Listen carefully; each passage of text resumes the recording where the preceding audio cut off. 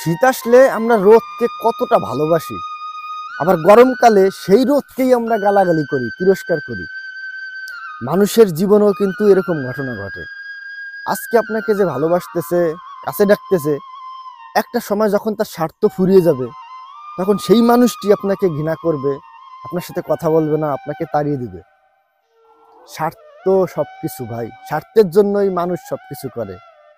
নিজের বাবা মা ছাড়া আপনাকে বিনা স্বার্থে কেউ ভালোবাসবে না। তারপরে এমন এমন মা বাবা আছে যারা স্বার্থের জন্য সন্তানকে ভালোবাসে। দেখুন, সব সন্তানের প্রতি মা বাবার ভালোবাসা সমান হয় না, এক এক সন্তানের প্রতি এক এক রকম হয়। সেখানেও কিন্তু স্বার্থ লুকিয়ে আছে। দেখবেন, যে ছেলে বেশি ইনকাম করে, বেশি হেল্প করে, বেশি সাংসারিক, সেই সব সন্তানের প্রতি বাবা মা একটু বেশি ভালোবাসা দেখায়। এখানেও কিন্তু ওই স্বার্থ লুকিয়ে রয়েছে।